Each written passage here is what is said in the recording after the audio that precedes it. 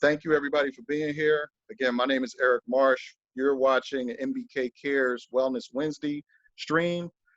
Tonight, what we're going to do is we're talking about homeschooling during the pandemic. What happens when home becomes school? Ever since the beginning of March, many of us know that this pandemic has really hit a lot of our communities hard. And one of the communities that really hasn't gotten a chance to really share its experiences are the folks that are dealing with homeschooling. So we want to actually bring on our guest now, and I'm going to introduce my co-host, Kirsten Britt, and she's going to introduce our guest. Hi, everyone. So what we're actually going to do is allow our guests to introduce themselves, and I'm going to start off with Miss Angela Crawford. You can begin and tell us a little bit about yourself. Peace, thank you for having me on this evening. My name is Angela Crawford. I am a teacher at Martin Luther King High School. I teach 12th grade, and I teach AP Literature and Composition there. I'm also one of the co-founders of Melanated Educators Collective. I'm also doing work with the racial justice group as well. So thank you for having me. Hi guys, I'm Shakeda Gaines, Philadelphia Homeschool Council President, educational activist and advocate. I have 4 children in the city of Philadelphia, one who has graduated and actually in college now, and one who is graduating this year in the 2020 class. Hi, my name is Nicole Newman. I am happy to be on this panel with Angela and Kirsten and Shakeda, who I've known from all our different advocacy for Philadelphia students. Right now I have 3 children, one that graduated from the youth school, another who has an IEP, so he's at a private school, and a third at a private school. Looking forward to making education better for all students in Philadelphia. I think it's my turn. Hey, hello, everyone. I am Robin-Renee Allbritton. I'm a PhD student at Temple University's Urban Education Program. My focus is on first-generation students who are low income, who come from households whose parents have not gone to college, and I work to reduce the obstacles towards graduation. Awesome. Thank you, Eric. Yeah, so for those of you who want to share this video, the MBK Cares page video is live now. So feel free to go to MBK Cares and you can share it on your personal pages. The other thing that I want to share, well, you know what, let's just get right into the conversation because I feel like that it's important. You know, we've had a lot of people across the city worried about this situation ever since the schools closed. So what we're going to do is we're going to kind of do a round robin, just ask the general question. I'll pick someone, and then whoever wants to respond next or respond to that comment, feel free to go. But what I want to do is let's talk to Angela. Maybe you can answer this question. And what's the biggest transition that you've witnessed now that we've gone into homeschooling as a teacher and as a parent? What is your what have you noticed in your professional work relating to the homeschooling, and how did you adjust to it? And what, if anything, different do you think parents are having to deal with now? So I think the biggest emotional transition for students has just been from going from face-to-face to remote, especially some schools have been using remote learning in some kind of format and other schools have not. So for those schools who where it's really quite obvious about the digital divide and the lack of resources and buildings, that's where the emotion takes place at. It takes place in the fact that we no longer are offering safe places for students because many times our students are in places and at homes that are not safe, you know, mentally, emotionally, or physically.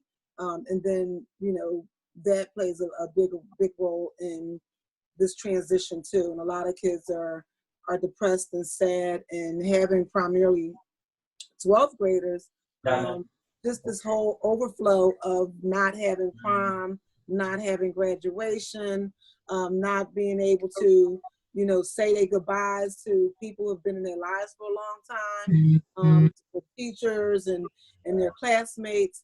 It's a lot of emotions that's taking place, and some kids are dealing with it a little bit better than others. So it's kind of important that as a teacher that, I check in on them, but most of my students have my phone number anyway, and they'll call me just to say, what's up? Do you miss me? Stuff, just, the stuff that they always say throughout the year. So yes, I think trying to help them through just being an ear, being a virtual shoulder has been extremely important for students during this time. Can I make a comment about what Angela said? I really think that's important that you keep the bonds between a teacher and a student. And I'm glad that she brought that up, because in my situation, we've done cyber charter school before. And in cyber charter school, they really don't believe that that relationship between the student and the teacher is important. And in this homeschool environment where they had a face-to-face teacher, it's important to keep that relationship. So I'm glad that she mentioned it. Excellent. Shakeda, you want to answer that? I know you have students at home, but also from an advocate's point of view, what's your perspective on that, the biggest change you've witnessed? I actually think I just realized how poor our city was. You just didn't take it for granted that everybody's walking around, with brand new sneakers and brand new clothes and everything else, and not understanding that children just didn't have food to eat, and their families were not, able to afford things. And then when places like the Chinese restaurant that they was used to going to, they could no longer go there because those places were closed. So having children not have access and families not have access to things that were healthy was a problem with us, just emotionally the transition. It was hard. It wasn't hard for my children. Let me check my privilege. My children are actually homeschooled now. They were homeschooled prior to everything else, only because of everything I've been fighting for with the school district. So because of that, my children actually became a target. So I then became one of those parents that had to pull back my kids and bring them into homeschooling. So it wasn't a big issue for us emotionally, but to watch children cry on TV, to watch babies go through situations and teachers, and to hear teachers say they no longer wanted to teach anymore because this is not what they signed up for. Wow. To hear the school district of Philadelphia not have a plan of action, that's where all the emotional triggers kind of came in at, because we were not prepared for any of this. And you would think that a city that has been operating for years and a school district that has been operating since the 1800s would have been prepared for something like this. Okay. Question, actually, to kind of go with what you were saying, Shakeda. You talked about, your children already being at home, already have been homeschooled. So what transition for them, though it might not have been the drastic change that a lot of the children felt, but now not having an outlet at all, because I'm not sure what kind of other social outlets they may have had as it relates to being outside of school. So how has that impacted them? So it's for them. So when there's more children, it's kind of easier to actually have, social involvement and things like that. But with their school, they were able to go to nature walks. They were able to go to the playground because that was a part of their curriculum. It was a part of their curriculum to go to the gym, to be interactive with other people. It wasn't one of those things where you had to stay home. You could not stay home. So they wanted them to be interactive with other children. But to get to that they missed friends. They really did. I'm not going to sit here and lie to you and tell you that they didn't miss having those, those quality one-on-ones when they wanted to talk bad about mom. This happens, where they just wanted to snicker and go down and get a slice of pizza down the, street with their friends. They definitely did miss that. But I think with them, they learned, and it took about a year. It took a year to get them fully structured in this. And they found their friends online. They found them on Facebook. They still were able to connect with them and go shopping after school and everything else. I didn't take life away from them. Right. I just took the school away from them. I didn't take life. Gotcha. And I think in this epidemic, life got taken away from kids. All right, may I add something? Because I also wanted to talk about the students who actually came home from college. Because when you talk about like food insecurity being at home, that affected the student, the type of student that I work with, because I work with under-resourced college students. The food that they're getting on campus is probably like that's their nutrition. So there's some issues when they get home, that there's a lack of money, a lack of food, etc. The struggle that we have right now is these students are trying to work, and the question is, will they actually come back to school in the fall? The other issue that they were dealing with was actually lack of computer access, just like the K-12 students were dealing with. So that leads me, Robin, actually leads me to the next question for you, and that is this transition, right, that the whole world is making, and how all the schools are closed. Are we just perpetuating the same inequities that already existed in the school system when they were in classes by just coming home? Like, how has this changed, or how is it similar, or how are we seeing inequities show up in relation to now that kids are facing these challenges at home as opposed to school? I think that it actually shone a spotlight on the inequities, because inequities always existed. It's just that we could kind of put ourselves under a bushel, so to speak, and not address them. And I shouldn't even say we, because I want to say 440, because I like to say 440. So 440 did not address stuff, because primarily because I am a Philadelphian and I look at first gen, and I was a first gen, I very much look at how, because another thing that I do, is I'm a adjunct professor there and a TA, right? So I'm looking at the kids that What's TA? A teaching assistant. Thank you. So I'm looking at students, or I'm teaching students who are coming from all over the state of Pennsylvania for the most part, but I pay very close attention to how Philadelphia students fare in that college environment, so that I can say, look, this is what they need. This is what they need academically, K-12, to be successful in college, right? So there is a big difference between how a Philadelphia public school student comes to campus as opposed to, I'm gonna say, the average student might come to campus at a Temple University, for example. So so my question for that is, what is that really going to look like and mean for our students? So not necessarily our 12th graders, right? Because the year was pretty much over. So it was what it was. Oh yeah, the drama is going to be in 11th grade. For our graders. Right. So for our 2021 that's where you're going to see freshmen. it. And I'll tell you why you're going to see it, because the teachers are going to have issues coming back to work and adjusting to the new normal. It's primarily the teachers. The teachers already have issues, so but that's a whole. I'll talk about that. But when they get back to the classroom, that is going to be the drama. And what Eric and I were actually talking about was my background in terms of being in the public school for a moment was as a guidance counselor. Right. So even though like everybody talks about teachers, the reality is the work of the guidance counselor is no longer being addressed. Right. Like the guidance counselors, they are not reaching out, shouldn't say that, but they probably not really reaching out to students like, oh, you're going to be in 11th grade this year. This is what I need for you to work on during the summer so that you're prepared for college admissions and application process in 6 months.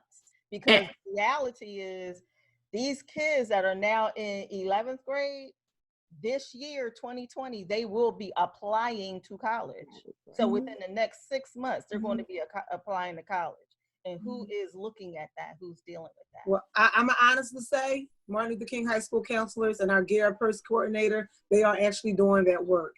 And I also do that work in my classroom. So I I got a lot of things I can say bad about 440, but what I can say about that at King, that our counselors are working with our 11th graders. Our Gear Up person has been with them since 9th grade, and they've been constantly working about preparing for college. And I want to say that was my decision to homeschool again next year, because I will have an 11th grader, and I recognize that they won't have what they need to go back to school. So it's going to take me to just take another year off. It's now been 5 years to give them that sort of confidence that they've lost this year. So I think that we're going to talk. We had to just not talk about 11th graders. We have to talk about the 2nd graders that are going into 3rd grade that will not be prepared to read by 4th. And then we had to talk about those 7th graders who will not be eligible for those so-called special mid-high schools as well. So we had a drastic change of inequalities inside of the city of Philadelphia. And even it's shown when SLA got closed down prior to all of COVID. SLA got closed down and Ben Franklin got closed down, but SLA had laptops already and had already been prepared prior to, and Ben Franklin students didn't have anything. So we're talking about the same children who went through that process, still trying to graduate. So I'm still not understanding what happened with Ben Franklin, and no one has been talking to us about that. But SLA was prepared. Ben Franklin students had been out of school for close to two months prior to, and then COVID hit again. So you're talking about a process of children who may have lost a lot of time of schoolwork or testing, depending on who you're talking to, depending on what teacher. You bring up a really excellent point, though, because now I'm looking at it from a research lens, like, okay, so those magnet schools and special admit schools, who had the computers first? Now I'm thinking about it in that regard. You know what I'm saying? Like if it's a neighborhood school, or what they call like a comprehensive high school, when did they get their computers, but when did Central get theirs?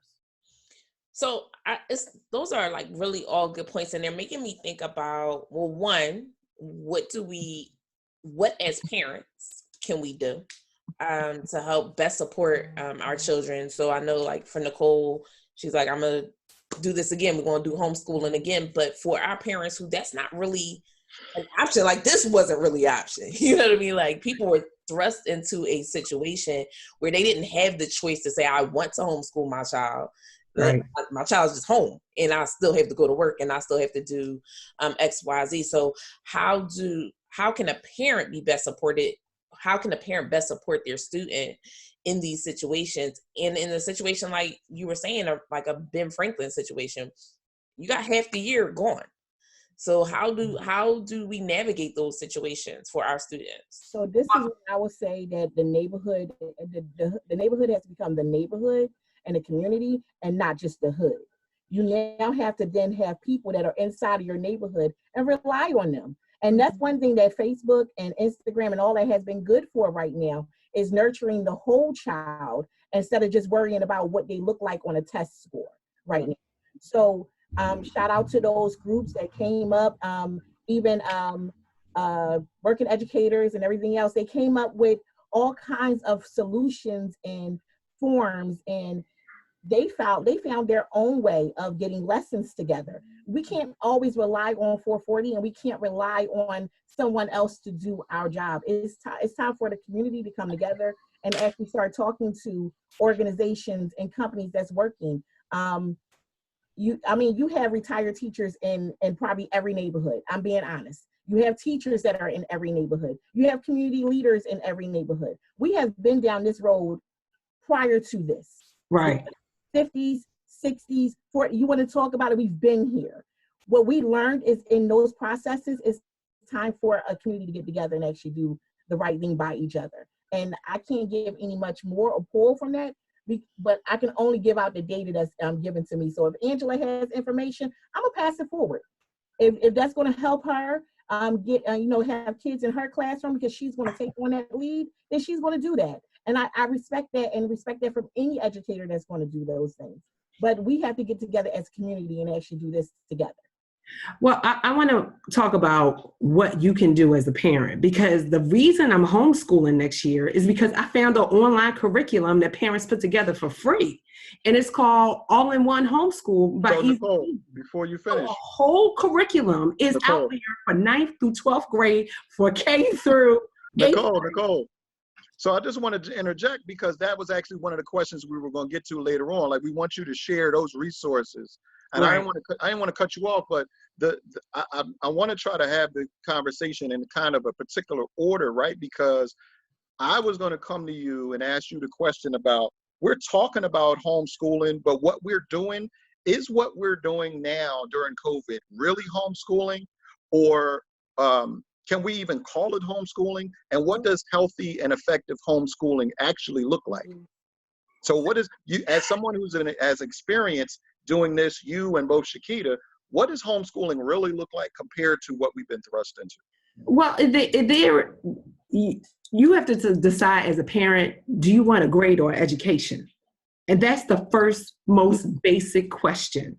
I wanted an education and not a grade. So if you look at it as education, then you can learn all day long. But there has to be a value that goes on in the home, so that you're not just in school because a teacher is in front of you.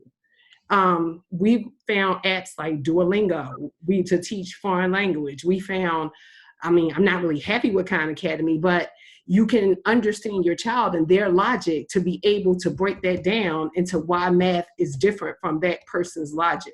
So it's, what's the value of the home and what are you trying to get out of it? Because if I was going for grades, my child would still be in school, but I'm not going for grades. I'm going for the confidence that they know that they can learn all the time. So I think that's the fundamental question as a parent for what you want from your child. Beautiful. Shakeda? Listen, I can't even compliment you. It's just reality. I mean, like, Just drop the mic. You want your child to know how to, do a math test, or do you want them to know what money looks like and how investments work? Do you want them to know how to pay a bill? Do you want your child to, learn what measurements really look like, or do you want them to learn how to cook and clean and do those things and what products need to go here? Like, do you want them to go shopping? Like, learning is everywhere. And that's the reality that people don't understand. Learning is in music. Learning is in when you walk down the street and you see a particular flower that you've never seen before. If you're researching it, you're learning. And that, going back to what Nicole is saying, like, it depends on the parent and the household and what they really truly want to get out of education.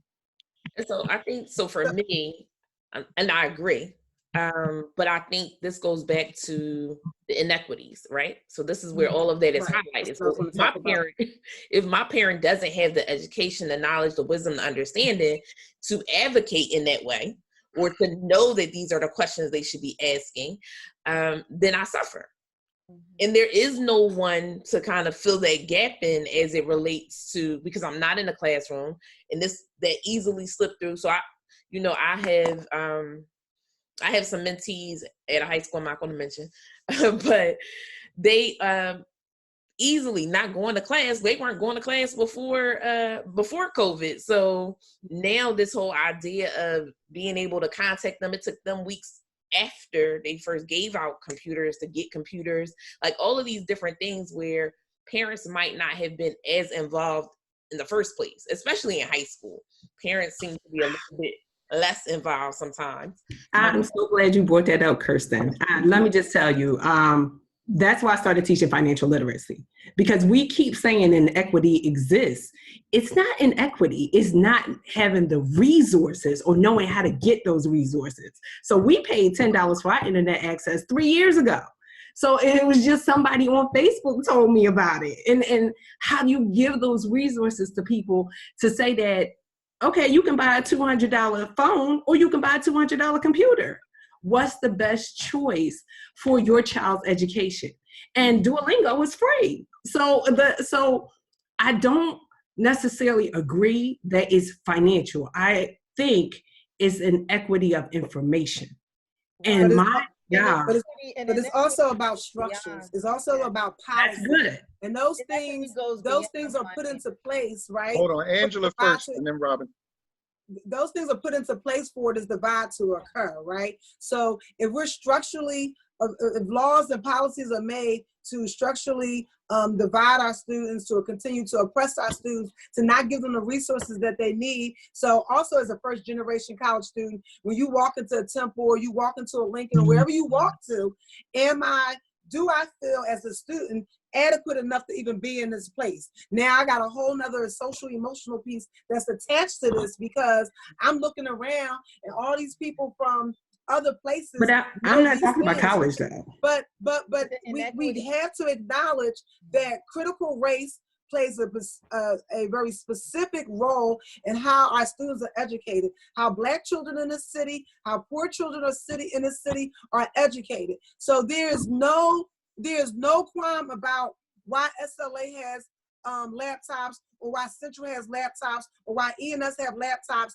and why some of the other schools that our neighborhood or comprehensive schools are lacking some materials. There's no issue, or there's no question about why we get sought after teachers to go to one school and not go to another school. We understand that disparity. We understand the fact of the matter that even in teacher education, even if you're hired as a school district employee, there's really no training about building relationships so that you can reach the child. Because in our community, you can't just stand in front of kids. You got to become their mommy, their auntie, their nurse, their counselor, and everything else. Because if you don't recognize their greatness and their strengths and their cries for help, you can't talk to them. You can't reach them. So despite that we have all these things going, we got to recognize the policies and the structures that are designed to destroy our children. And this is historical period in this country. But how do we overcome that in the 50s? So let me Robin, I want Robin to jump in here, because this is something that. Say amen. Amen. The other thing I wanted to say is, just for example, the last time I looked at this, it might have been like last year when I was teaching it. The Philadelphia student gets less than $9,000 per student in the county of Philadelphia for school. In Lower Marion receives close to $29,000 per child. Ergo, they are receiving 3 times as much per child than a Philadelphia student is. And when you think about the fact that Overbrook High School and Lower Marion High School are only 2 miles apart, that's a big problem. So everything is based on finances when you deal with inequity. So everything. I agree. So I will say this one thing. Dang, what was I going to say? Totally just went out my head. Nicole, while you're thinking about that, Nicole, you wanted to say something. You said something about. I was going to say something. The reason Lower Marion gets so much more money is because they have higher taxes. Philadelphia has cheap taxes. Yes, but stay in Philadelphia and pay those cheap taxes and pay $10 for my internet and buy my computer for $200. So it just depends on what is your value system. I understand what you're saying, but we're dealing with institutional racism, which is not about the household, but about policy. But I also want to say that Pennsylvania has a reverse funding policy, meaning that the more I get that schools, right? They get more funding from the state. So Lower Marion, yes, you're right. You pay school taxes based on your house, but you also get more money from the state of Pennsylvania than they give to Philadelphia. Okay, so my private school costs $3,500 and I get a scholarship. So they're getting even less money, but they care about their students. So it just depends on what is the value system and how you're going to make that work. So we talk about how lower income people don't necessarily have money, they have time. Free libraries, free. So how do you use your resources? It's time and money to be able to make it work.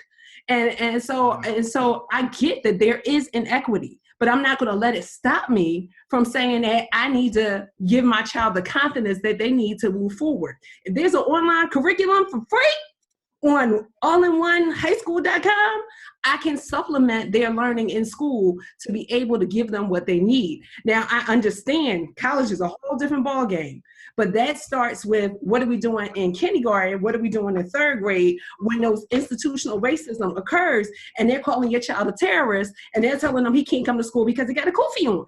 So then you have to say, all right, hold up. This is not what I want for my child. And then we're going to have to find another way.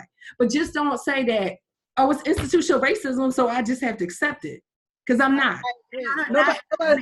Nobody's saying accept it, but some parents work 2 or 3 jobs, and like Kirsten said, that they don't have the bandwidth to sit with their kids, or they feel because they was educated in the same system. So just because that works for you and many other parents doesn't mean it works for all other parents. And homeschool is not for everybody. And that's why I said I advocate for all children, because I know homeschool is not for everybody. It took us 5 years to get to where Shakeda was with 1 year. But there is, how can we give them the information so that the parent feels confident that they can have the right circle of people around them to know that this is a village. I didn't do this by myself. Yeah. And so thank you for that, because I just want to jump in real quick, because again, now you understand why each of you are here on this panel, right? Because we are operating in a whole brave new world, right? And we're on the precipice of something dramatic changing. So we can either change the system or we can go back to what it was. And so because of that, I think this discussion has shown that we are at a point where we really start making some decisions. And part of those decisions are something that Nicole mentioned, was where do your values lie? But also, to Robin and Angela's point, how do we address these institutional inequities, these things that are built into institutions, and fight against them so that parents can understand that.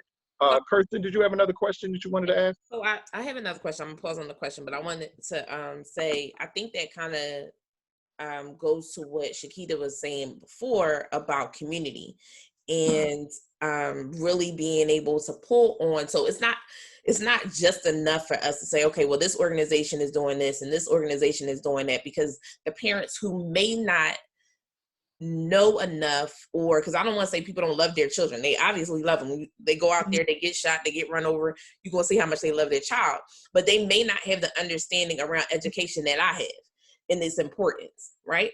So how do we then, because those are the parents that are not going to be watching this episode here, right? So how do we then engage consciously and intentionally engage as a community those parents? How do we pull them in? How do we support them? How do we educate them? Shakeda, go ahead. So Kristen, I'm like on the edge of my seat right now, because I need people to understand. You have to write everything into a 3rd to 6th grade reading level. And I keep saying this and I'll keep saying this.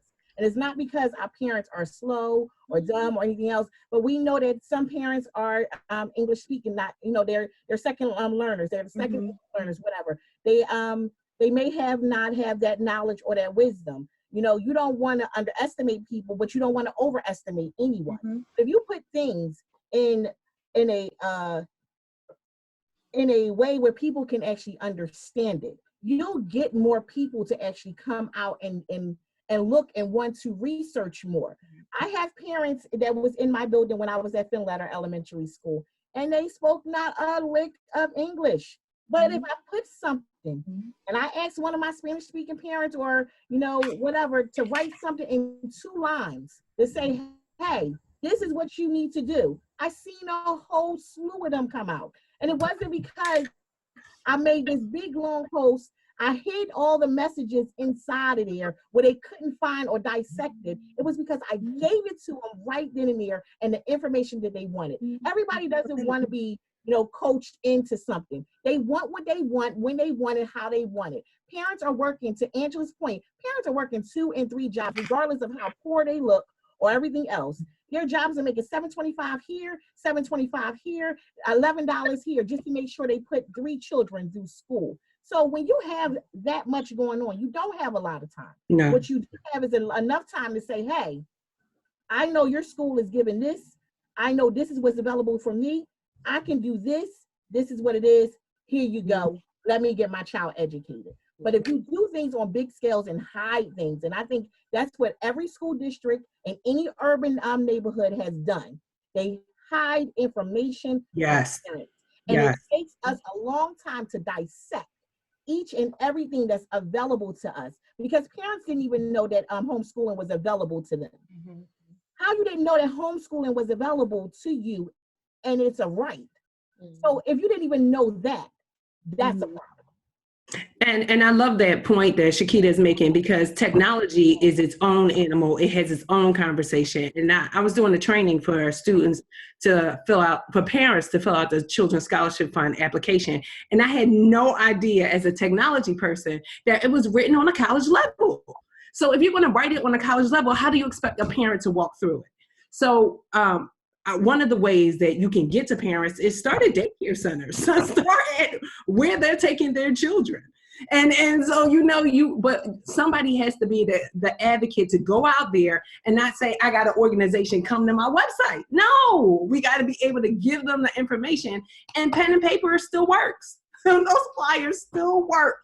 Well, Shakeda, I like what you said earlier about maybe galvanizing the retired teachers. I think that's really important, because we have some that's like, I'm not saying they're not doing anything, but they might be like, well, I'm bored. I wanna go back in the classroom, or at least they can go to, a room in a daycare center and help tutor, or something like that. I think that's a great inclusion.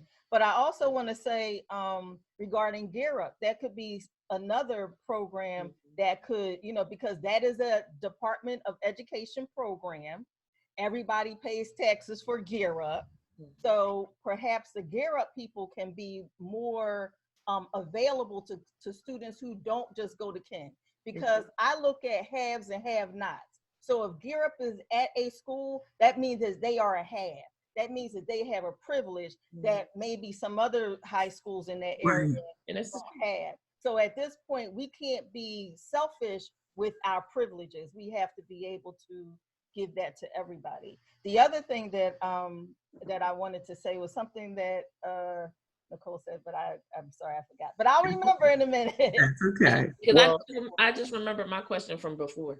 My question from like 8 questions ago. Go ahead. I'm gonna gear it towards Angela, actually.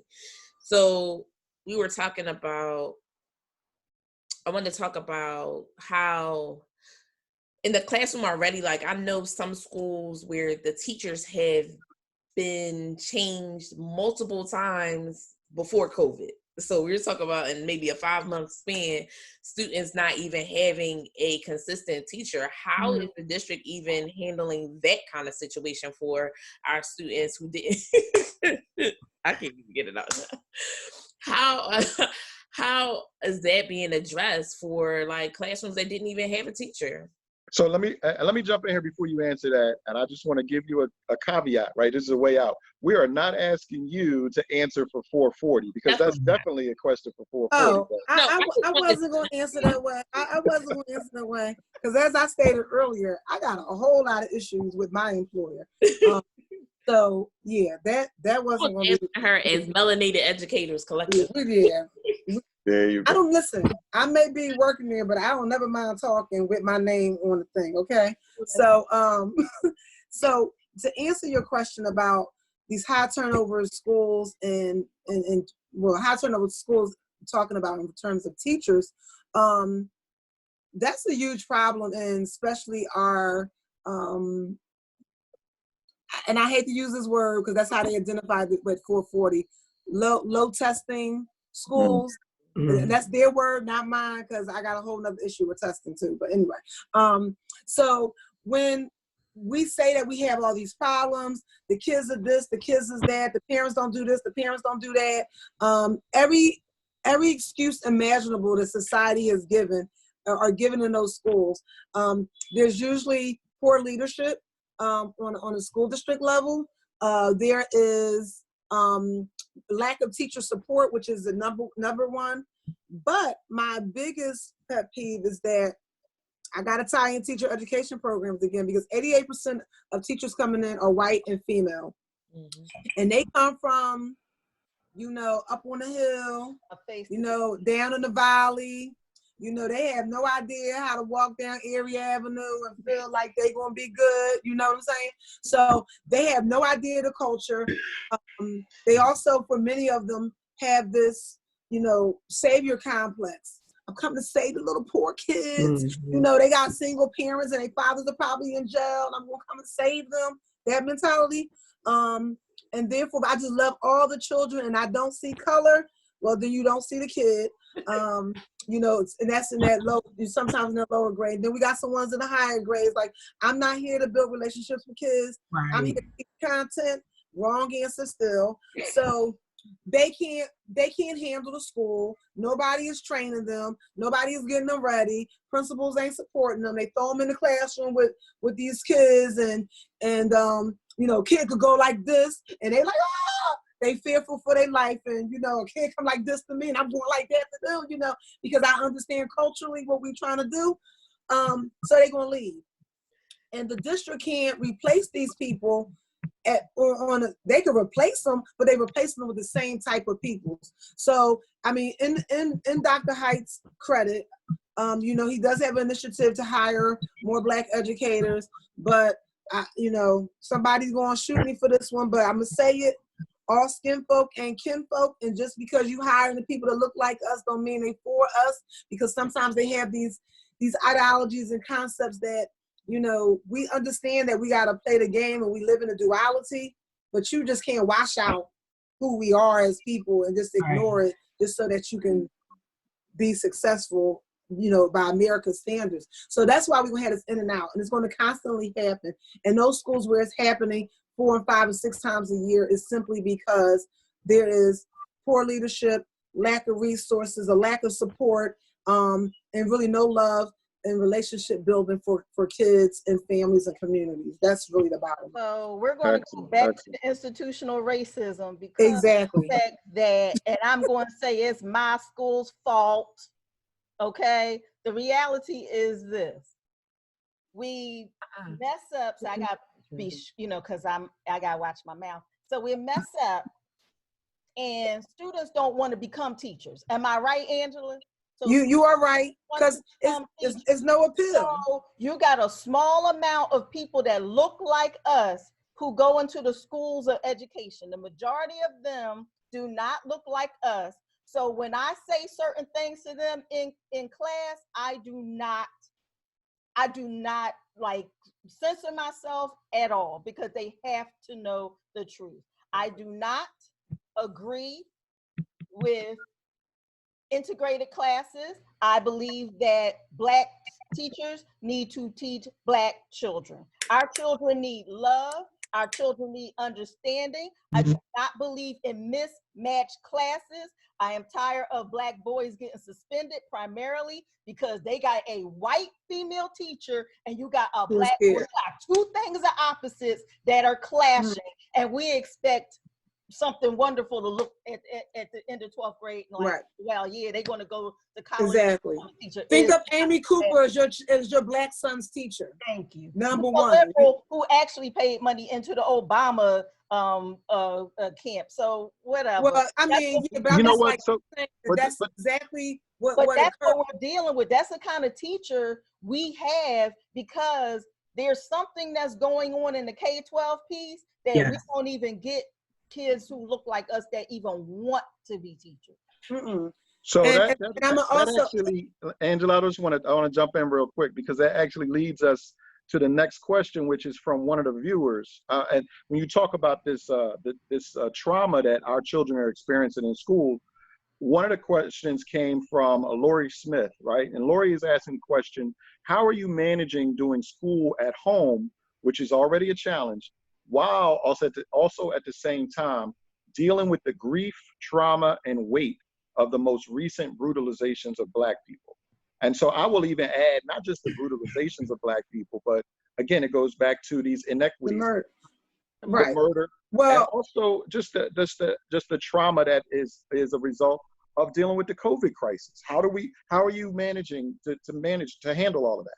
Well, And let me give you a piece of background about me in my classroom. So I teach English, but I teach English because I stand in front of Black children from a very Black perspective, number one. So we've been doing critical race theory. That's a concept. It's not strange. We talk about the things that affect our communities and our people. We talk about the killings. I have a table where we could just say our names for people, because I got to understand our children experience gun violences too. So I have them a place where they can acknowledge people who they've lost and people that maybe we don't know, you know, so, but we can put their names up too. So my room is zen. My room is salt lamps and incense burning and comfort and colors and African print and stuff like that. So when they walk into the room, the energy of the space is already like, oh, I'm a feel good.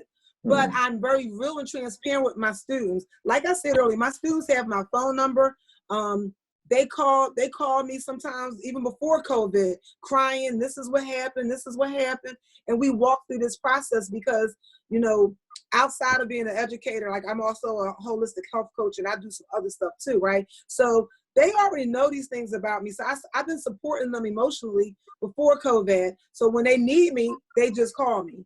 And, you know, and because I built those relationships, we can deal and talk about the injustices that are occurring. Those are part of my assignments. Those are part of my conversations. I tie things in as what's happening to us as a people, and to what we read, to what we discuss, and so forth and so forth. So it's not a far stretch for me because that's what I do. You know, yeah, there's a curriculum, there's a schedule and present timeline. You know, objectives are objectives. I can put to it what I need to put to it, if you know what I'm saying.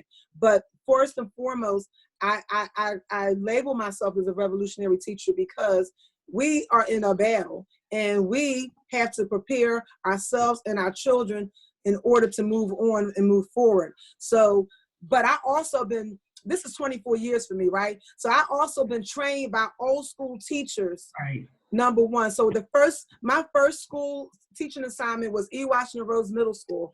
I went there as an 8th grader. My husband went there who's 5th through 8th grade. But when I went back to teach there, more than half the teachers still remaining there were teachers there when I was there. So they were my mentors, and they gave, you know, even not being identified as a mentor, but watching them and modeling what to do and how to have this humanizing practice as an educator to make sure that our babies are okay. So Kirsten said something about what did our teachers do in the 50s and when we was educating ourselves, because when your kids look like you, when that boy sitting over there reminds me of my son or that girl reminds me of my daughter, it's a whole nother different feel. They are my children, point blank, you know, period. Like I got so many kids that call me mom, or I'll just be like, you know, which one of you? Like somebody could text me and say, hey mom, and I said, which one are you? And they said, your favorite one. I said, well, which one is that? Because it's like this, it's this built up this relationship. So I've created safe spaces for us to have really difficult conversations, traumatic conversations, because it's humanizing first. And when you treat humans like humans, they act like humans and respond that way as well. We have to get out this school mentality of we're going to treat them like prisoners. You can't do this. You can't wear this. And like, what are we doing? What are we doing to our children? But we continue to break them down. And I refuse to break them down in my presence. My job is to build them up so they can know their value as kings and queens. All right. I'd like to make a point. Can I add in really fast? Because I want to talk about the trauma piece of this, because I'm Shakeda and then Nicole. Perspective of a parent that's going through it right now. I have a 15-year-old son, and my 15-year-old son has not been outside unless I'm in a car with him. And the reason why is because of the mask situation. If in fact you don't want my child in your stores prior to that with a mask on your face, and then it was your right to shoot my child if they had a mask. Now that my Black son is going to a store now with a mask, I had to make sure that if he went with me, he had something that said Marvel on it, or it wasn't nothing too dark, or is a color that's bright, or he has to wear bright colors so nobody feels intimidated when he walks into a store. So yes, I'm dealing with trauma. And yes, my son has not been outside. And if he's not in the car with me, he's not going. And it's a shame to say that. But COVID definitely brought out some realization for me, is that I do not trust the system. I do not trust cops. I do not trust people. I do not trust my own people sometimes, because some of y'all are idiots. You are idiots. The moment it get hot, or the moment you're upset, you don't know how to handle things with your words. You don't know how to handle things with your mouth. You pick up something, you want to kill somebody, and then blame it on something else. Yes, our people are going through emotions, and yes, our people are traumatized. Yes, they're not diagnosed properly. Yes, all that is happening. But my child does not have to die in the midst of this. They don't have to die from COVID. They do not have to die walking down the street. They do not have to die, period. I didn't raise him to be an honor student for him to go and die at the hands of any cop, any black man, any black woman, anybody else. He will die of old age. So what do you do at the home? Nicole, I want to get to your comment, but I want to steer it back to the question, the way the question was framed. What do you do in your home with your children, specifically your son? I understand what you're saying as far as, you know, standing as an advocate for him outside, but what do you do to bolster his self-confidence and your children's well-being to be able to manage that stress? So first and foremost, of course, is, you know, movie nights, it's game nights, it's all those things. But then if he has emotions as issues, like Eric, you know, I'll get on the phone and I'll call you and I'll say, listen, can you have a conversation with him? I'll have him talk to another man to have a conversation with other men, because I don't know what it feels like to be a black man, and I'm never going to know what it feels like. I only know what it feels like to be a protector. And that's all I know, is how to be a protector. And sometimes he needs to get his uncle or his cousins to come pick him up and take him for a drive somewhere to their home where I know he's safe, or he's okay to play video games and everything else. And he's not going to be in those kind of, you know, situations. But emotionally, I know he's dying. Emotionally, I know my son is going through it. And I really don't want to cry right now, but I know my son is going through it. And it's hard for me as a mom to go through that and watch my baby go through that and not be safe on these streets. That's not fair. It's not right. And I'm going to continue to fight for him and my grandchildren if I ever have them. If God say willing, yes. And I'm going to continue to fight for that, because equality and equity is real. And I don't need you to like me. I don't need you to do anything, but you will respect me and you will respect me. And Nicole, did you want to add? Well, I wanted to talk about two things. I wanted to talk about Angela's point that we need more mentorship as a teacher level to build those relationships. I was offered a job at the school district and I did not take it because I didn't feel like the school district was going to assign me a mentor to help me become a better teacher. So when I did teach in a charter school, I was let go for building relationships. And I was like, you don't want me to build relationships with students, and that doesn't seem like that is fair. So pull my kids out of school because school didn't give them the mentorship that they needed. School was breaking them down into these categories of, you're this type of person, you're this type of student, you don't know anything. What? So you have to say, no, I'm going to fight, but I got to take my child out of harm's way. So how do you do that? You got to find other people who support. And then as a parent, I could talk to Angela and say, look, what do I need to make this happen? What do I need to give me the confidence? Because I didn't want to be a teacher. That's not what I wanted to do. But at some point, you got to say, what's important for the child? And I had to put my stuff aside. So what I had to do inside of my home is become second fiddle to my own work, because their work was more important. So if I got to get up, if their classes start at 10, I got to get up at 7 and go for a mental walk just to say, how am I going to do this every day? Because it is hard. It is challenging, especially when the first year, and I tell you, the first year was a disaster because I didn't have the patience. I used to tell my kids, this is what I told my kids the first year. I got my degree. I actually told them I had my degree. So I had to understand that wasn't the right response. That was the right response they needed. So I had to come down to their level and say, all righty then. And so it took me a while to figure it out. And then the other part is, I'm on the phone with the teachers, because the teachers don't, homeschooling for them is difficult. They're not able to have a one-on-one with the student, and they think that in regular school, it's just the student and the teacher. But at home, it's the parent that acts as the accountability partner for the teacher that isn't there. So they might not reach out, but that doesn't mean that I don't have to reach out for them and say, all right, what my son need to do? Because my son came home with an incomplete. I found out he hadn't finished an assignment. So I had to get on the phone with that teacher and say, what do we need to do to complete the assignment? So it requires that you become a better communicator. I had to become a better communicator and give myself space to be able to give education to my children.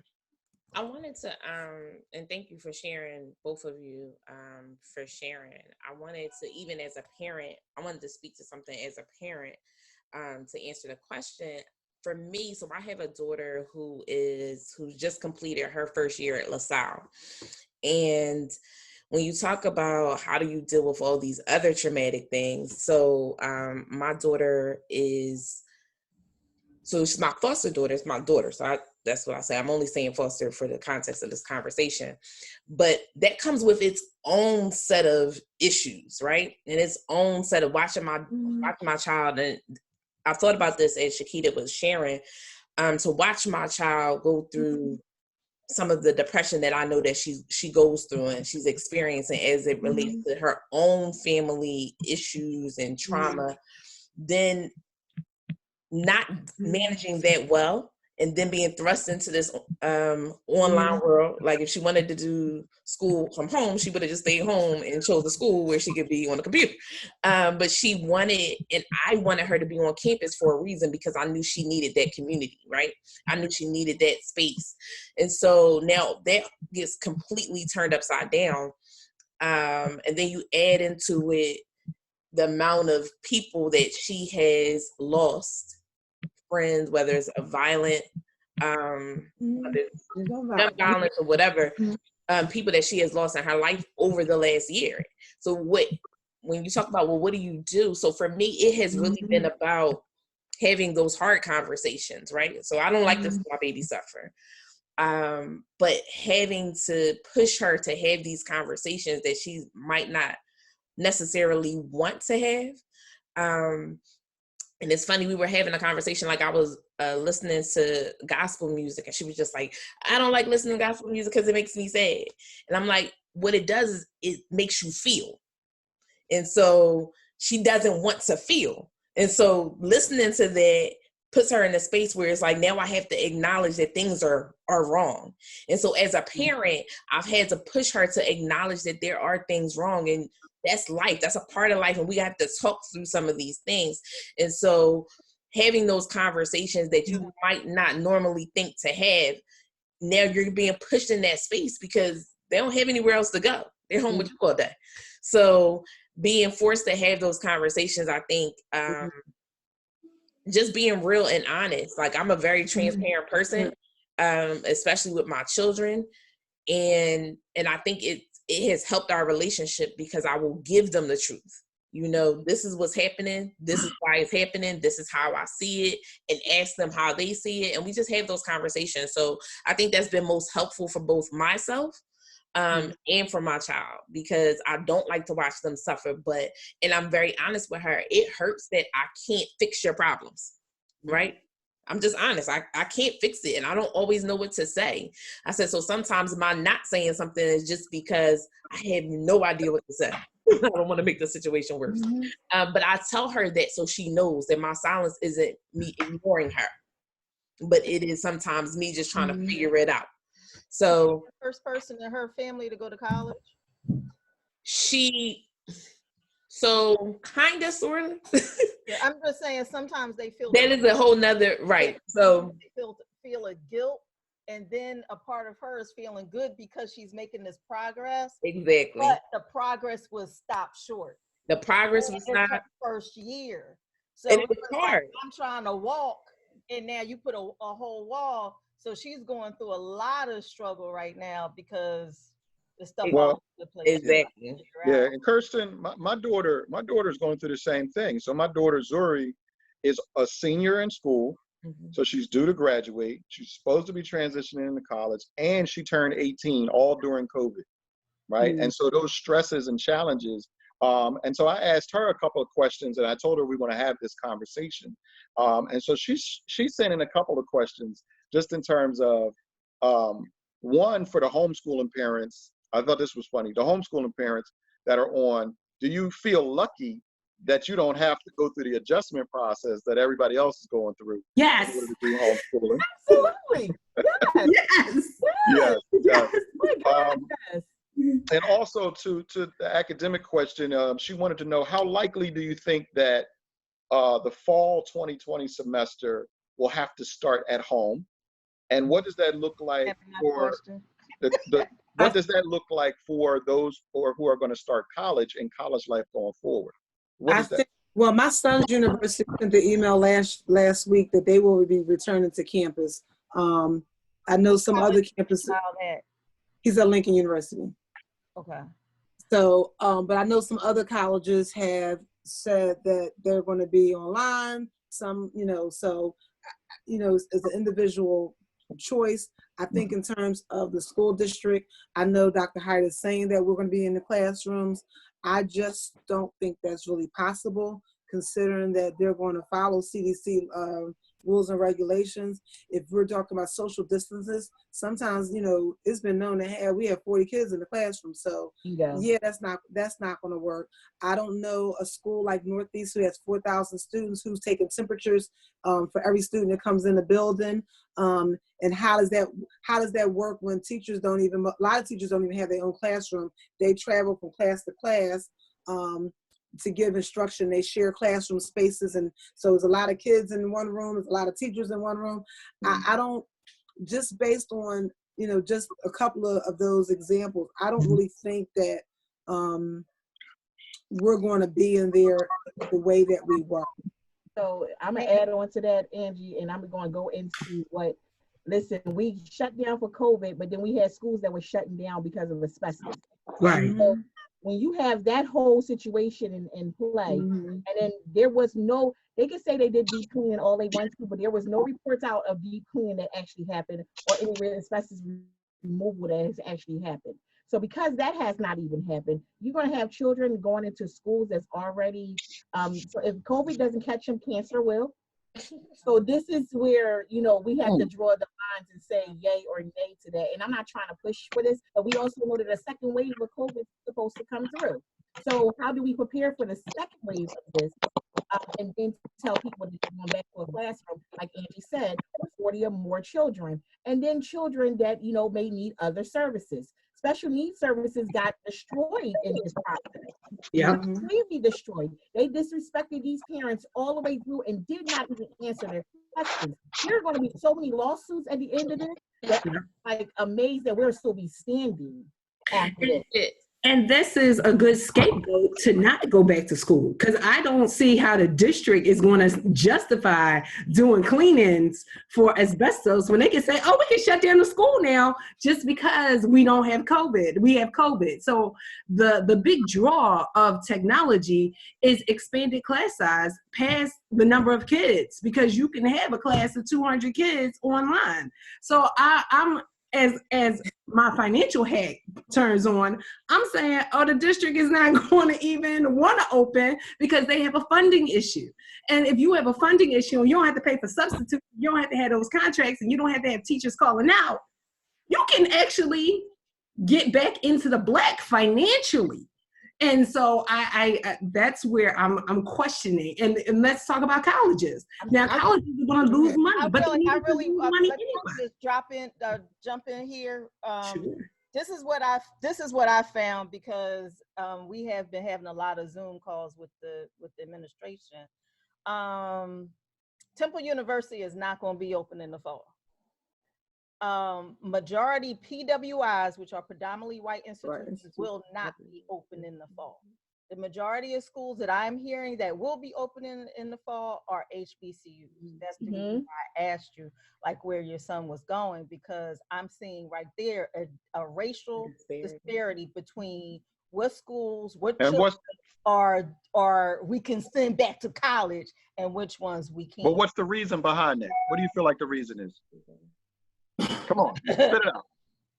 I mean, that's institutional racism right there. That's a prime Well, example but that the black kids are disposable. Why are you so sending back the kids that are going to HBCUs and not the kids that are going to PWIs? The but PWIs are like, oh well, you know, we gotta stay online a little bit longer. They But can, I think, so- but I also, I'm sorry, I think also Go on the ahead. flip of that too is talking about HBCUs and their reputations of community.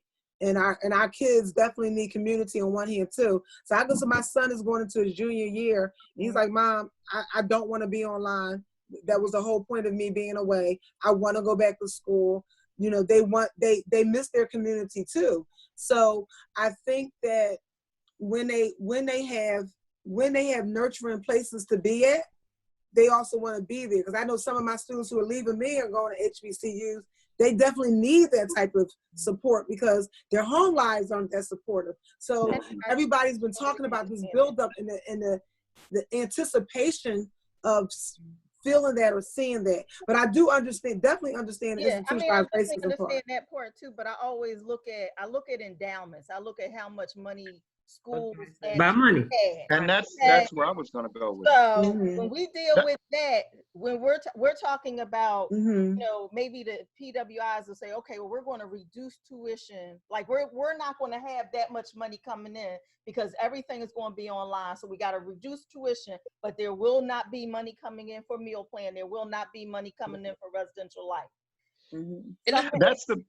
Let me jump in real quick, Kirsten, because that's the reason why I push back against this idea of just a blanket term like institutional racism, because what you just described And finances are institutional racism. but Endowments are like it is Yeah, it's a part, right? It's a part it's of a it. part of it, but that's why I'm saying, like, we can't, I feel like in our conversations we need to drill down into those details, because it's very easy to get lost by just using a statement of institutional racism and not understanding how the history of endowments actually operate and provide PWIs with operating capital, right? Or why. And that is based on generational wealth. When University of Pennsylvania has, I believe, $43 billion. Yes, I think they have like $43 billion with a bit. Okay, Temple has $300 million in endowments. and they can I can look up Cheney because I actually just looked that up not too long ago.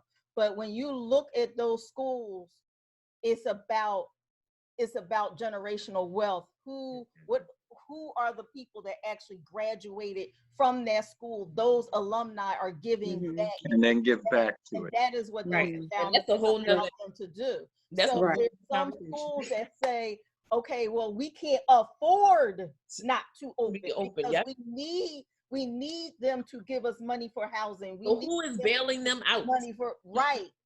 And who's bailing them out? No, well, they're not getting bailed out. Exactly. So that means our children are not getting bailed out. Right. And so we put them in these positions because the school has to be, and I'm an HBCU doctor advocate all day long. But I understand that this is the struggle. You know, this is the struggle that we've had pre-COVID, you know, with it's the struggle. All this doing is putting a spotlight on what the problem was prior.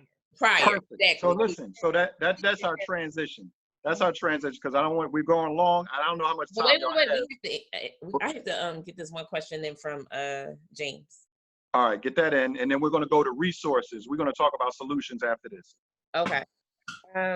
So just to kind of wrap that up, though, we're just telling everybody just needs to be prepared. Be prepared to be online, and that way, if we don't have to be, you're okay. But if we do, you're already ready.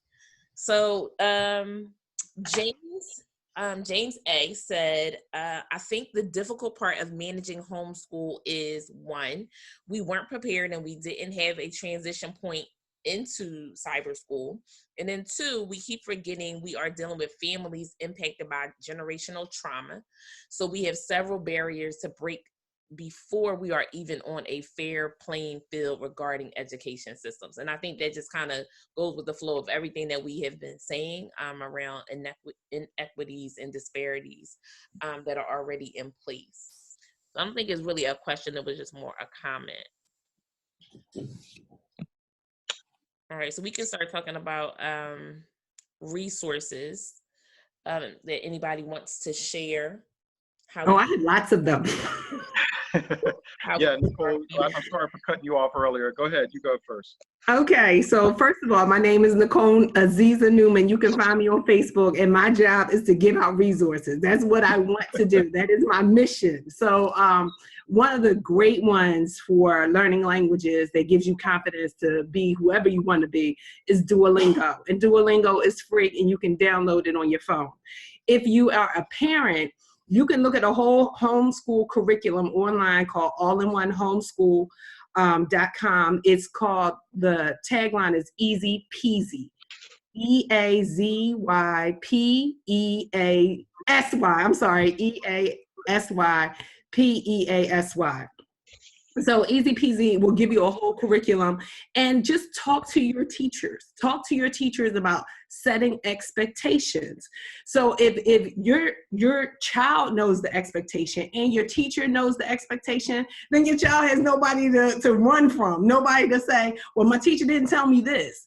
So what you have to do in a homeschool environment is become that third party. And third party communication is key in any relationship. As one who has been difficult at times, I find that having a third party helps me navigate other communication styles that are different from my own.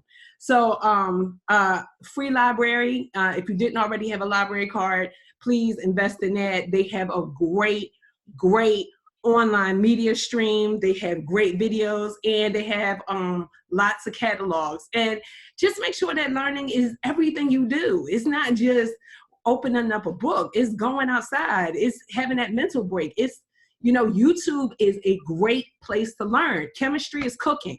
So there are other ways you can look at learning, and there are other things that you can do with learning. And look, this is my job. This is me. So all day long, Nicole Newman on Facebook. Thank you. All right, next. Angie, can you go next? You got resources or any resources or advice that you want to share for parents, students, and teachers? I'm gonna say this because I'm not a big advocate of people sitting at the screen all day. This is problematic physically and emotionally. But I am an advocate for making sure that you definitely go outside, that you do the nature walks. We have parks all over the city. Because I'm also an herbalist, go learn your plants, because medicine will heal you. When stuff runs out, how will you take care of yourself? So we need to go back really to our roots, to our African roots, and learn our plants. Start learning some natural things that, your grandma was giving you some crazy stuff. Well, but it worked, but you were like, that's another, old people do that. Go back and learn those things. Sit with some elders and learn something from elders, and pick up some knowledge that you can't get from the internet, that you're not going to get from a book, but you can actually get by communicating with our elders. We forget that, especially in this COVID time, our elderly people are sitting at home looking for companionship, right? So even if we get them set up on a FaceTime or something like that, and having those conversations, learning about who we are as a people, who are my relatives. That's my biggest piece there, right? Because there's tons of things that you can tell you what to do with curriculum, but the stuff that I really would like for our people to do is learn who your people are, if possible, because even that's a privilege, if you have a elder grandmom or aunt, find out, who was their mama and their mama, and what did they do, and what did they like to do, and you find out so much about even you and the things that you like, oh, that's where maybe I got that from. And that's what I'm going to advocate, that we take some things back to some very foundational, basic, cultural learning that we seem to have forgotten because we think that everything is made in a microwave. So take some time and enjoy the people that are surround us, learn from the people that are with us. And like they always say, these kids can't cook. Teach them how to cook, because noodles and noodles ain't a thing. And you don't have to be running down to the Chinese store, the steak and hoagie stop, to go buy food to kill yourself. So let's figure out how we can make some nutritional, healthy meals, and we could do in the house and save some money too, right, Nicole? So we can save some, buy our own food and cooking healthy meals, because one of the things that we need to do in our community too is don't worry about food deserts if we're dependent on them to eat every meal, right? We don't need chicken wings and all that big chicken wings that are like chicken wings. Anyway, but we need to be able to eat nutritiously so we can rid ourselves and be preventive of some of the diseases that affect our community. So if we're gonna learn anything, I want to learn and start there, because what we eat is also projected into how we feel and what we think. Okay, excellent. Robin, Renee, what advice or what resources would you want to share, specifically because of your background? You know, like I said, my daughter was asking about her transition into college and what's that going to look like. So what resources or information you know what I do you get have to share? angry about? I get angry because we have this K-12 mentality. When I need for us to adopt a K-16 mentality. It's too much stop and start. The K-12s do not talk to higher ed. Now, I'm gonna even go back to like college prep in high school, for example. I'm sure that there's counselors there that may not have spoken to people in admissions offices. Like, there's secrets in the admissions offices, right? So Black people in admissions offices need to start talking to Black people that are in Black high schools, because there's some things that's going on in admissions offices that everybody needs to know about, especially in a PWI. But I'm going to say that there is a lack of resources for students that are transitioning. What I suggest for students that are transitioning is to write. Even if they just grab a journal, don't worry about, grading or that being correct. 9 times out of 10, they're going to do a lot of writing, more writing in college than they have ever done. Like, that first year in college is probably going to be equivalent to 4 years of writing. They write so much that it's going to be like, this is crazy. Where is this coming from? So even if they just get a journal and say, all right, every day from 9 to 10, I don't care when they do it, but just write. It can be like, I don't even know what I'm writing, but I'm just writing. Or they can keep writing on the computer, because the brain is a muscle. So if you keep exercising it, it's going to get stronger. If you just got to stay on the computer, because that's the way, you're going to submit papers, then do that. But Renee, I want to add though, that writing, they got to read, because our students aren't reading enough, and they're not reading the types of materials that they need to read in school for critical thinking and reflection and analysis. Correct. You're absolutely. Those things that assist with critical thinking are critical, because what I'm seeing the challenge is one of the parents talked about just like grades and learning, right?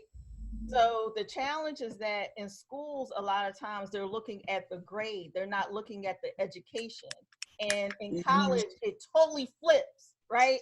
To like, okay, now I'm going to give you this problem and now you solve it. And if you don't give a student something that they can just regurgitate, I have had students look at me like, what? Like, I don't even know what you're talking about. But it's all good, because what I do is I actually email my students. I email students that might tell me their first gen, or I can figure it out, because guess what? I went to University of Pennsylvania at 17 years old. I didn't raise my hand for 3 semesters, because I'm thinking I was the only one in class that didn't know. So I was like, I better get it together, I'm gonna get kicked out. So a student who might kind of sit behind, I ask my students, like, where are you from? Oh, I'm from Philly or whatever. Oh, yeah, where are you from? From South Philly. Okay. So cool. So I'm keeping an eye on, oh, where'd you go to school? Keeping an eye on them. I might email them and say, look, if there's any help you need, let me know. I help Black students. I help Latin students, and I'm going to help them get to the So next. would you say, just to wrap up your piece of advice, would you say that for students to actually seek out at counselors and their teachers and like develop communication? If they're you're talking about high school or for college? Either one. Well, I would say for undergrad students, especially if they're at a PWI, seek out a Black professor. That's like, because that's what we there for. We gotta be the mama in after they leave high school. We the mama and the daddy. because like, you know, Angela's going to say, okay, she basically going to pass the ball because we playing basketball. She got it here, now I got it there. And that's just the way it is. But I'm Okay. And make sure people really understand that there is such a major difference, because it's been said 3 times. There's a difference between education and schooling. And what our kids have been going to has been school, not getting an education, right? So understanding that difference. So when I get pushed back, because I do teach like a college professor, because I do teach college too, but I've even before I did college, I taught like college because I need our kids to think. Miss, you're doing too much. You're giving us, I don't do packets. I got serious issues with packets. I want you to think. I don't care about the grade. I care about the process of your learning. So I'm going to ask Mr. Angela, are you guys giving them syllabi?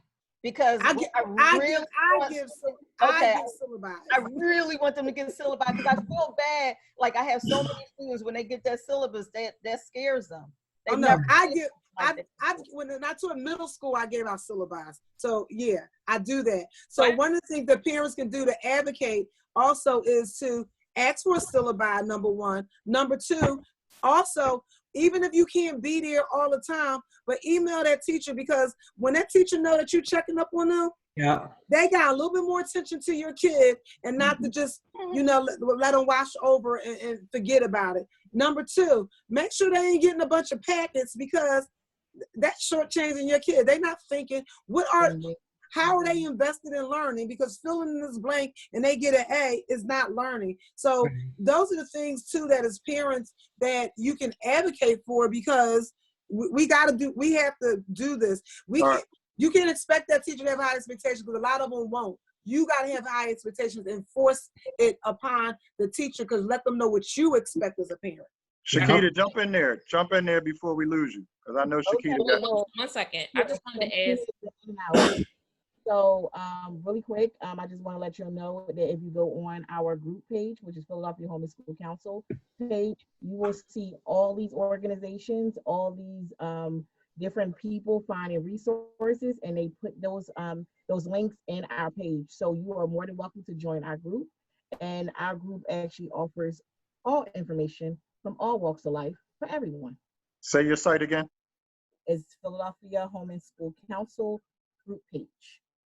Thank you. I'm on it as we speak. And I'm a contributor to that page. One question. I have one question for Renee real quick.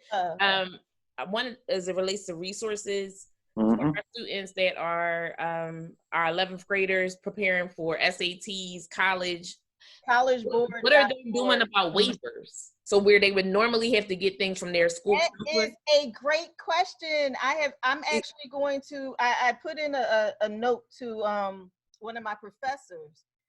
Keep in mind that I'm not a tester. I hate standardized tests. I'm be honest with you.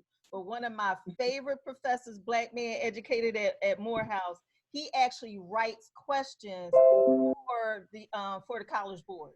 So he makes sure that they do not have racially biased questions, okay? So I actually sent out a text to him to find out where they can get the waivers. I haven't heard back from Email their counselors. Their counselors still have waivers. It's all a number. There's a 6-digit code that they need. So all they need is the 6-digit code.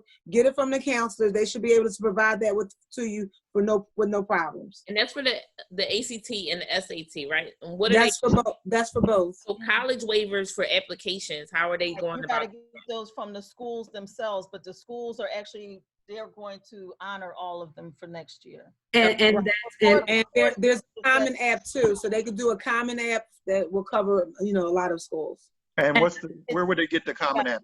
The commonapp.org. Yeah. .org. The Common App honestly it has a good amount, but not all. It's not all colleges. It's. I would say for the most part, go on to the website and look at your application, because most of the applications are the same.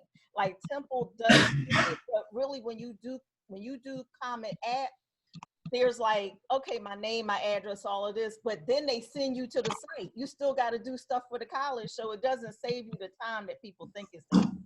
And I just want to get a shout out to Temple University, because Temple University was the one that called me and said, I have to. You can't afford to pay, so we're going to give you a waiver to get you into the school. And that's how I made it to Temple after I transferred from UNCG. So I just want to say, just build that relationship. So I was in the counselor's office all the time. So it starts with relationships, and you don't have to wait until you get accepted. You can start building that relationship even before you get to the school. And teach advocacy to your kids, high school as well. They have to learn how to speak up for themselves. How about that? Before we end this, I really want to make sure everybody understands, opt out, refuse the test, because guess what? If they can go without standardized tests for this whole year, they can go out with standardized tests anymore. So standardized tests can go away. We went away with them for a year, which means they are obsolete. They will not be used next year. Therefore, standardized testing should go away and allow the teacher to teach the whole child. Nice. And that means they can recover some of their money from paying Pearson and all the other people back. Okay, how about that budget? How about that? And on that note, Kirsten, I don't know if you have anything else you want to share. Ladies, I want you to, again, just make sure you feel free to share your resources again, or if you want to, you can also share your contact information. Kirsten, any last thoughts before we go through our guests and ask if there's one last thing they want to share? No, I just want to thank all of our guests for awesome panel this evening, and for all of your information, your transparency, and your knowledge. I appreciate it. We all appreciate it. Absolutely. That's okay.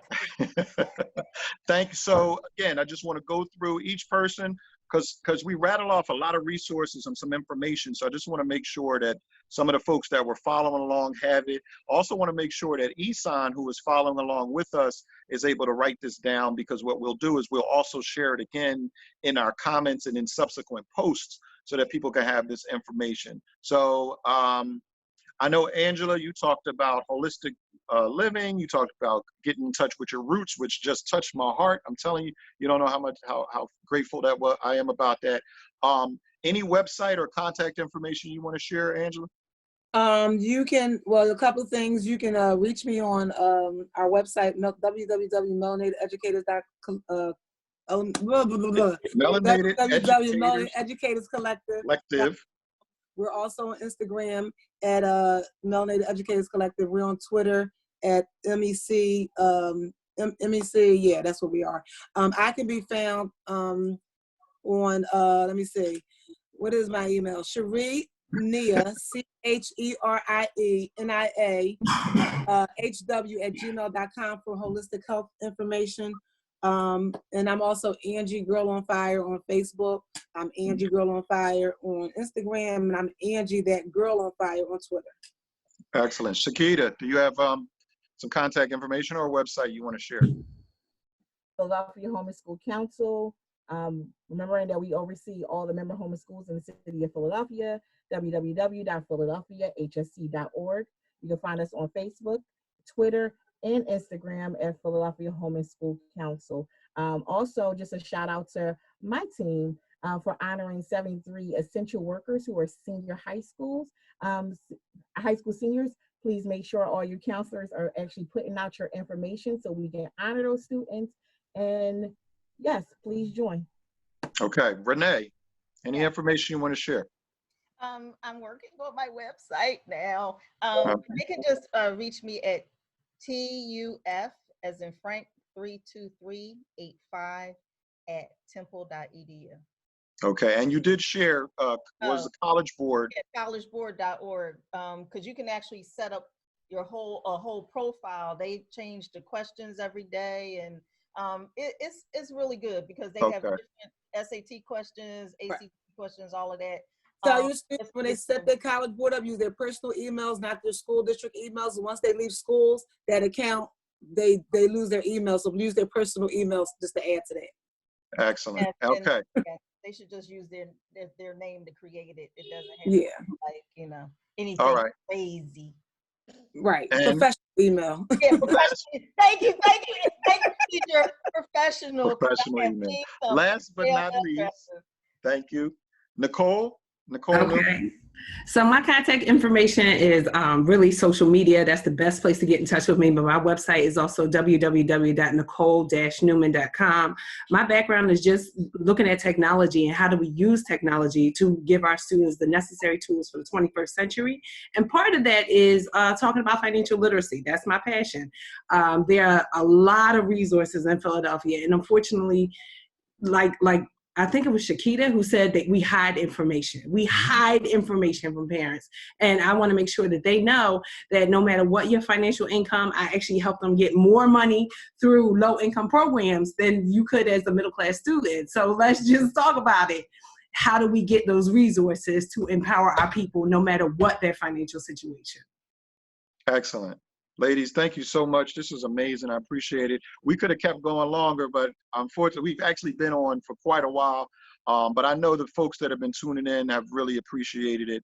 I'm not sure if Isan is going to join us again just to wrap things up, but I just want to say from all of us at MBK Cares, we really appreciate you all being here. Really appreciate the information that you shared. And it does my heart so good to know that there are advocates and soldiers like yourselves out here fighting for our children and our parents, and our teachers and higher education. And so thank you. Thank you so much. Kirsten? Thank you. Yes, All right. ladies and Eric, I appreciate everyone. My name is Isan Hines from MBK Cares. I'm just going to leave you all on one last note. Next Wednesday, we'll be back here at 6 p.m. for another edition of Wellness Wednesday. The topic next week will be mental health resources. We'll be joined by the American Foundation for Suicide Prevention, the Joseph J.